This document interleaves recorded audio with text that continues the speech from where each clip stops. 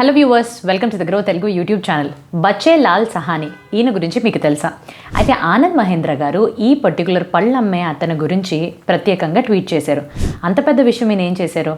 Just Anand Mahindra గారికి పళ్ళు అమ్మిన తర్వాత డబ్బుల్ని ఈయన కరెన్సీ ఫామ్లోనో యూపీఐ బేస్డ్ యాప్లో తీసుకోకుండా డిజిటల్ కరెన్సీ ద్వారా తీసుకున్నారంట. అయితే డిజిటల్ కరెన్సీ ఏంటి? సో డిజిటల్ కరెన్సీ అనే పేరు వినగానే మన దేశం కొత్త నాందికి కొత్త మార్పుకి నాంది పలుకుతుందని మనందరికీ తెలిసిందే. అయితే శక్తికాంత్ దాస్ గారు ఎవరైతే మన ఆర్బీఐ గవర్నర్ ఉన్నారో ఆయన కూడా ఇదే అభిప్రాయాన్ని వ్యక్తం చేశారు.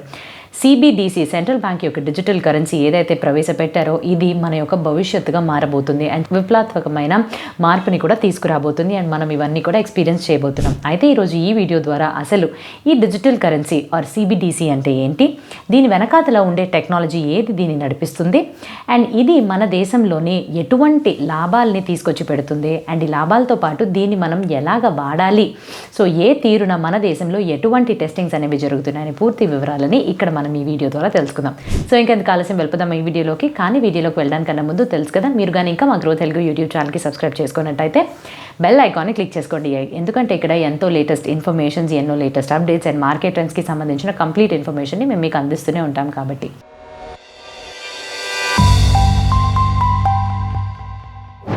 నేను సిఏ హిరణ్య అండ్ ఈరోజు మనం చూడబోయే టాపిక్ అసలు ఈ రూపీ అంటే ఏంటి అండ్ డిజిటల్ కరెన్సీ గురించి కావాల్సిన పూర్తి వివరాలని తెలుసుకుందాం.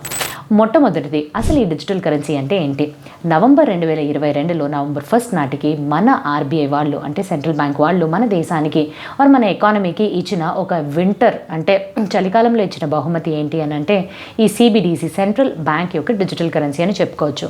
డిజిటల్ కరెన్సీ మన దగ్గర మన పర్సులో ఎలాగైతే ఫిజికల్ కరెన్సీస్ ఉంటాయో ఈ డిజిటల్ కరెన్సీ అనేది ఫిజికల్ని డిజిటల్గా మారిస్తే, అయితే ఇది మీ యొక్క ఫోన్లోనే ఒక వ్యాలే అంటే పర్సెస్. సో ఈ పర్స్ ఆర్ వ్యాలేని డౌన్లోడ్ చేసుకుని ఇందులోకి మీ డిజిటల్ కరెన్సీని లోడ్ చేసుకోవచ్చు. డిజిటల్ కరెన్సీ అంటే మామూలు కరెన్సీ లాంటిదే. అయితే మన మామూలు కరెన్సీలో ఎలాగైతే ఆర్బీఐ గవర్నర్ సైన్ చేస్తారో అలానే డిజిటల్ కరెన్సీస్ పైన కూడా సైన్ చేస్తారు. So once RBI governor sign చేసినట్టయితే ఇది ఒక లీగల్ టెండర్గా మారిపోతుంది. అంటే దేశవ్యాప్తంగా ఎప్పుడైతే ఇది మొత్తంగా యూజ్లోకి వస్తుందో అప్పుడు ఈ పర్టికులర్ కరెన్సీ ద్వారా కూడా మీరు ట్రాన్సాక్షన్స్ చేసుకోవచ్చు అని అర్థం. అయితే దీని డినామినేషన్స్ ఎలాగుంటాయి? సరాసరి మనం ఎలాగైతే ఫిజికల్ కాయిన్స్ అండ్ నోట్స్ రూపంలోని 1 rupee, 2 rupee, 5 rupees, 10 rupees notes, 20, 50, 100, 200, 500, 2000 so ఇటువంటి నోట్స్ ఎలాగైతే మనకి ఫిజికల్ ఫామ్లో ఉన్నాయో అలానే ఈ డిజిటల్ రూపంలో కూడా మీరు ఈ పర్టికులర్ కరెన్సీస్ యొక్క డిజైన్ని చూడొచ్చు. చాలా యూనిక్గా ఇప్పుడు మీకు స్క్రీన్ పైన కనిపిస్తున్నాయి కదా. దీని కింద ఇంగ్లీష్లోని దేవనాగిరి స్క్రిప్ట్లోని ఈ పర్టికులర్ లెటర్స్ అనేవి రాసుంటాయి. మీరు చేయవలసిందల్లా ఈ డిజిటల్ కరెన్సీని యాక్టివేట్ చేసుకోవడానికి మీ యొక్క ఫోన్ ఆండ్రాయిడ్ కావచ్చు, యాపిల్ కావచ్చు, ప్లే స్టోర్ నుంచి మీ యొక్క బ్యాంక్స్కి సంబంధించిన వాలెట్స్ని డౌన్లోడ్ చేసుకుని బ్యాంక్ అకౌంట్తో లింక్ చేసుకుని అందులోకి లోడ్ చేసుకోవడం మాత్రమే. సో ఇది డిజిటల్ కరెన్సీ. రెండవది, ఎటువంటి టెక్నాలజీకి ఆధారం ఆర్ ఎటువంటి టెక్నాలజీని వాడుతూ దీన్ని ప్రవేశపెట్టారు?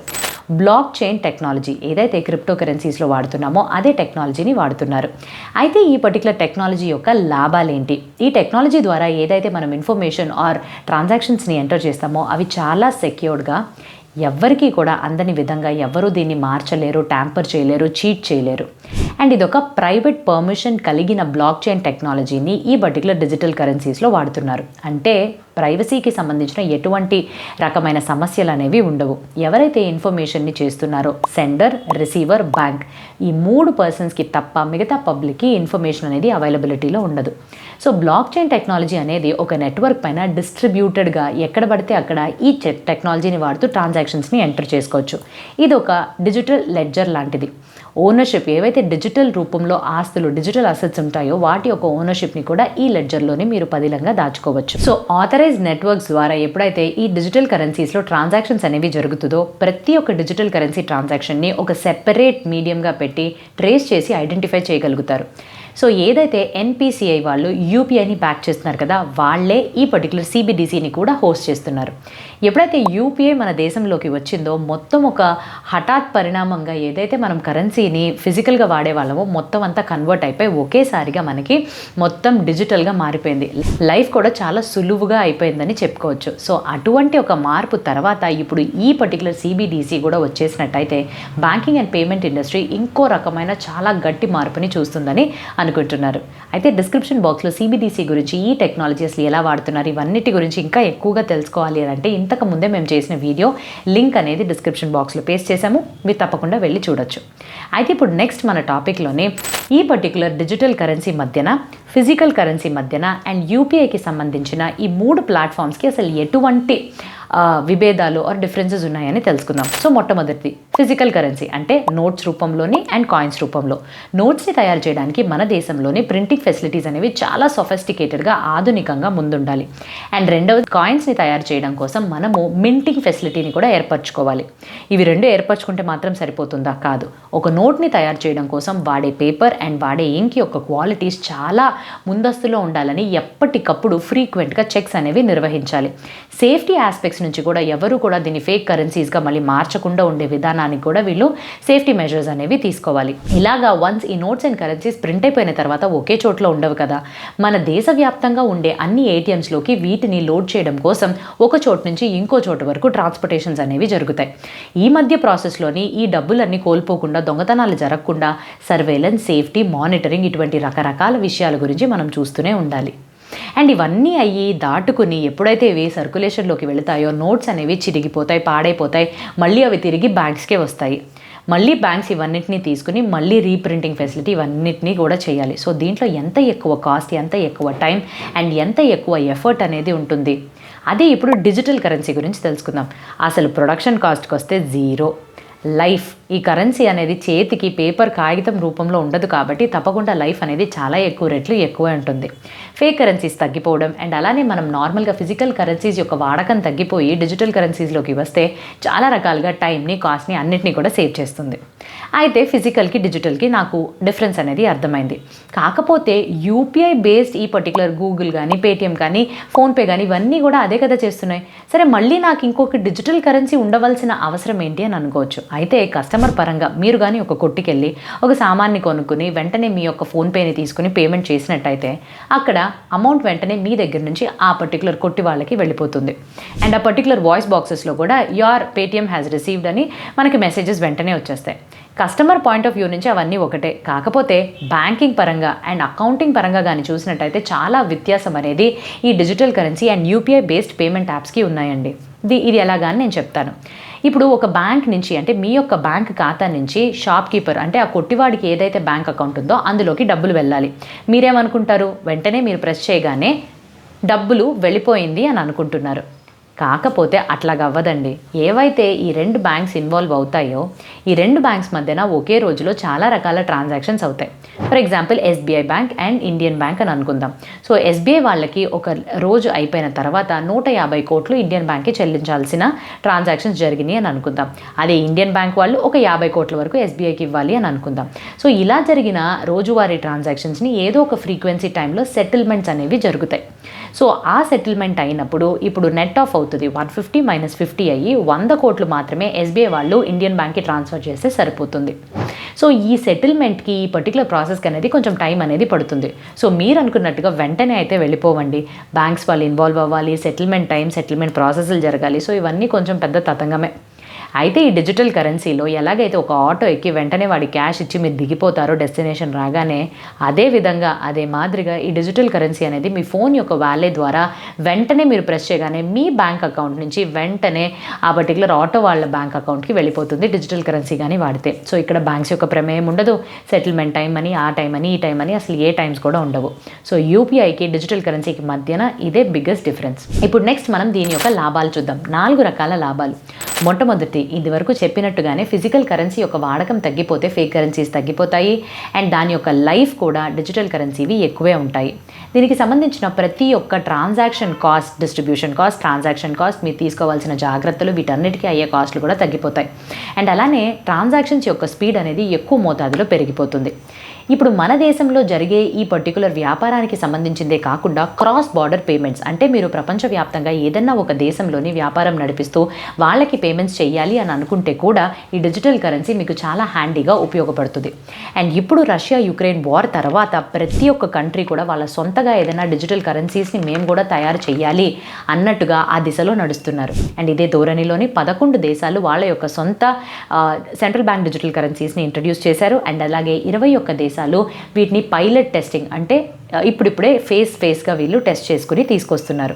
అండ్ మీరందరూ కూడా అనుకోవచ్చు, క్రిప్టో కరెన్సీ ద్వారా ఎనేబుల్ అయిన బిట్కాయిన్ కూడా ఇదే కదా చేస్తుంది, సో అదే ఫాలో అవ్వకుండా ఎందుకు ఒక సొంత డిజిటల్ కరెన్సీని మళ్ళీ ప్రవేశపెడుతున్నారని.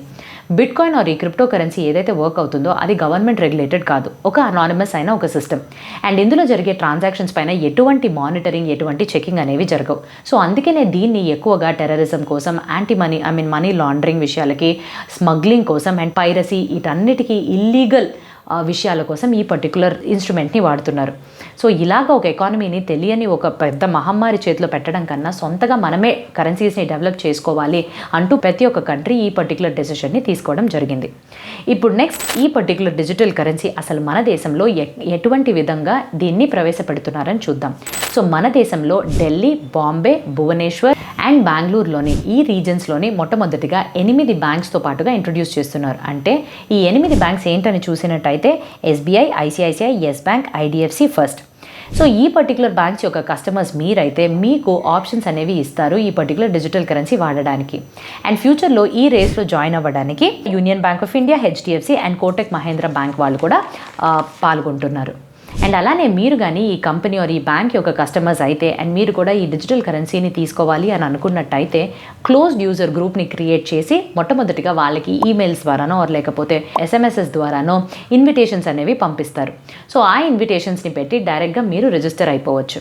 ఈ పర్టికులర్ కాన్సెప్ట్ అర్థమైంది కదా. సో నెక్స్ట్ అసలు ఎలా చేయాలి? మీరు కానీ ఆండ్రాయిడ్ యూజర్స్ కానీ యాపిల్ యూజర్స్ కానీ అయితే ప్లే స్టోర్స్కి వెళ్ళి మీరు ఏదైతే బ్యాంక్లోని ఆపరేట్ చేస్తున్నారో ఆ పర్టికులర్ బ్యాంక్కి సంబంధించిన ఈ డిజిటల్ కరెన్సీ యాప్, అంటే ఇప్పుడు ఏదైతే 8 బ్యాంక్స్ని వ్యవహరిస్తూ వాళ్ళకి ఇంట్రడ్యూస్ చేశారని చెప్పానో వాళ్ళ సొంత ఇంటర్ఫేసింగ్ అంటే వాళ్ళ సొంత తీరులోని డిజిటల్ కరెన్సీని ప్రవేశపెట్టే విధంగా ప్లే స్టోర్స్లో వాళ్ళ యాప్స్ని తయారు చేసుకున్నారు. సో మేము ఇక్కడ తీసుకున్న ఎగ్జాంపుల్లో ఐసిఐసిఐ బ్యాంకింగ్కి సంబంధించిన వీళ్ళ యొక్క డిజిటల్ వాలెట్కి సంబంధించిన డీటెయిల్స్ని తెలుసుకుందాం. సో మొట్టమొదటిగా వీళ్ళకి సంబంధించిన డిజిటల్ వాలెట్ యాప్ని మీరు డౌన్లోడ్ చేసుకోవాల్సి ఉంటుంది. అలా డౌన్లోడ్ చేసుకున్న తర్వాత మీరు రిజిస్టర్ చేసుకోవడానికి ఇక్కడ మళ్ళీ క్లోజ్డ్ యూజర్ గ్రూప్ కాన్సెప్ట్ వస్తుందండి. సో మీకు కానీ ఐసిఐసిఐ బ్యాంక్ కస్టమర్స్ ఆ 4 పర్టికులర్ రీజన్స్లో కానీ ఉన్నట్టయితే మీకు ఒక ఇన్విటేషన్ వాళ్ళు పంపిస్తే ఇలా మీరు డిజిటల్ కరెన్సీ వాడుకోవచ్చు, మీరు కూడా దీంట్లో రిజిస్టర్ చేసుకోవచ్చు అనే పర్టికులర్ లింక్ కానీ వచ్చినట్టయితే మాత్రమే మీరు రిజిస్టర్ చేసుకోగలుగుతారు. అలా మీకు రాలేదో జస్ట్ వెయిట్ లిస్ట్లోకి జాయిన్ అవ్వాలి. సో నెక్స్ట్ ఇలా కానీ రిజిస్టర్ అయిన తర్వాత మీ కేవైసీని వెరిఫై చేసుకోవడానికి మీ యొక్క ఐసిఐసిఐ డెబిట్ కార్డ్ నంబర్ని అక్కడ ఎంటర్ చేయాల్సి ఉంటుంది. సో ఆ డిజిట్స్ అన్ని ఎంటర్ చేసిన తర్వాత వెరిఫై అయిపోయిన తర్వాత మీ బ్యాంక్ అకౌంట్ డైరెక్ట్గా అక్కడ లింక్ అయిపోతుంది. సో బ్యాంక్ అకౌంట్లో నుంచి కావాల్సినంత అమౌంట్ని మీరు లోడ్ చేసుకోవచ్చు. సో ఇప్పుడు మీరు స్క్రీన్ పైన కానీ చూసినట్టయితే ఇలాగుంటుంది, అంటే ఇంచుమించుగా ఇట్లాగే ఉంటుంది ఈ particular digital wallet app ICICI bank వాళ్ళది. అయితే ఇప్పుడు ఇక్కడ కొన్ని ఆప్షన్స్ అనేవి కనిపిస్తాయి. సో ఎలాగైతే యూపీఐలోని మీరు నార్మల్గా పేమెంట్స్ అనేవి చేసుకుంటారో అలాగే దీని నుంచి కూడా మీరు ట్రాన్స్ఫర్స్ చేసుకోవచ్చు, పేమెంట్స్ చేసుకోవచ్చు అండ్ అలానే రిడీమ్ కూడా చేసుకోవచ్చు. మొట్టమొదటి మీరు లోడ్ చేసుకునే ఆప్షన్. సో మీ యొక్క బ్యాంక్ అకౌంట్ నుంచి మీ వాలెట్లోకి డబ్బుల్ని లోడ్ చేసుకోవాలి అని అనుకుంటే ఈ ఆప్షన్ని క్లిక్ చేసుకోండి. మీకు కావాల్సిన denominations left and right swipe చేయగానే మీకు ఆ డినామినేషన్స్ తెలుస్తాయి. సో మీరు కానీ పైకి స్వైప్ చేస్తే మీ వాలెట్లోకి అమౌంట్ యాడ్ అవుతుంది, కిందకి స్వైప్ చేసినట్టయితే ఆ అమౌంట్ డిడక్ట్ అయిపోతుంది. ఇవన్నీ సెలెక్ట్ చేసుకుని ఏవైతే డినామినేషన్స్ని మీరు క్లిక్ చేసుకుని యాడ్ చేసుకుంటారో తర్వాత మీరు load into your digital wallet app ఈ పర్టికులర్ ఆప్షన్ని కానీ క్లిక్ చేసి మీ పిన్ని ఏదైతే మీరు కేవైసీ చేసి వెరిఫై చేసి ఎంటర్ అవుతారు కదా అప్పుడు లాగిన్ పిన్ ఆర్ పాస్వర్డ్ ఇవ్వాల్సి ఉంటుంది. సో ఇవన్నీ ఇచ్చిన తర్వాత ఆటోమేటిక్గా మీ యొక్క వాలెట్లోకి ఆ అమౌంట్ అనేది చేరిపోతుంది. రెండవది ట్రాన్స్ఫర్స్ చేయడం ఆర్ ఏమైనా పేమెంట్స్ చేయడం. ఈ మనీని ట్రాన్స్ఫర్ చేసుకుని పేమెంట్స్ చేసుకోవడానికి person to person or person to merchant ఈ 2 ట్రాన్సాక్షన్స్ కూడా ఈ రూపీలో పే అవుతాయి. కాకపోతే ఇప్పుడిప్పుడే ఈ కాన్సెప్ట్ వస్తుంది కాబట్టి మీరు ఎవరికైతే పేమెంట్ చేయాలి అని అనుకుంటున్నారో వాళ్ళు కూడా ఈ పైలట్ టెస్టింగ్లోని భాగం అయితే వాళ్ళకి కూడా ఆథరైజేషన్స్ లభిస్తే అప్పుడు మీరు ట్రాన్స్ఫర్ చేసుకోగలుగుతారు. లేదు అని అంటే జనరల్గా ఈ ఆప్షన్ తెలుసుకోవడానికి ఈ ట్రాన్స్ఫర్ మనీ అనే ఆప్షన్ నొక్కిన తర్వాత వాళ్ళ యొక్క నంబర్స్ కానీ ఆర్ వాళ్ళ యొక్క క్యూఆర్ స్కానర్ కోడ్ ఇవి మాత్రం కూడా ఎంటర్ చేసుకుని మీరు వెంటనే వాళ్ళకి ట్రాన్స్ఫర్ చేసుకోవచ్చు అండ్ రిసీవ్ మనీ. సో ఇదే విధంగా మీకు కూడా రిసీవ్ చేసుకోవడానికి క్యూఆర్ స్కానింగ్ ఆప్షన్ అనేది ఉంటుంది, లేకపోతే మీ నంబర్కి కూడా మీరు రిసీవ్ చేసుకోవచ్చు. సో ఎవరైతే మీకు డబ్బులు పంపుతున్నారో వాళ్ళు కూడా ఈ పర్టికులర్ ఆథరైజేషన్ అనేది లభించి ఉండాలి. అండ్ ఫైనల్గా రిడమ్షన్. సో ఈ రిడమ్షన్ అనేది మనకి ఇప్పుడు యూపీఐలో ఉండదు. సో ఇక్కడ ఉండే ఈ పర్టికులర్ డిఫరెంట్ ఆప్షన్ ఏంటి అని అంటే మీకు ఏదైతే డబ్బులు మీ వాలెట్లో ఉండిపోతాయో దాన్ని మీరు మీ యొక్క బ్యాంక్ అకౌంట్కి ఈక్వటబుల్ అంటే ఆ ఈక్వలెంట్ అమౌంట్ ఆఫ్ మనీ కింద మీరు ట్రాన్స్ఫర్ చేసుకుని మళ్ళీ అందులోకి పెట్టేసుకోవచ్చు అనమాట. సో దానికి మీరు రిడీమ్ ఆప్షన్ని నొక్కాల్సి ఉంటుంది.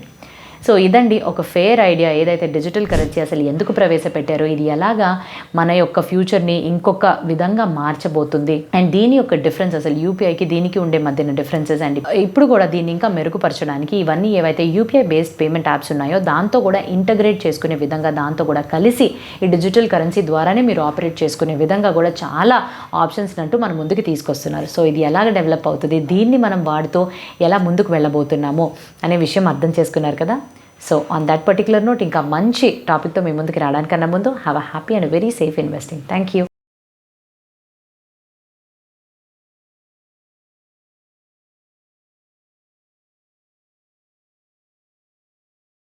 Investment in securities market are subject to market risks. Read all the related documents carefully before investing. Please read the risk disclosure documents carefully before investing in equity shares, derivatives, mutual fund, and or other instruments traded on the stock exchanges.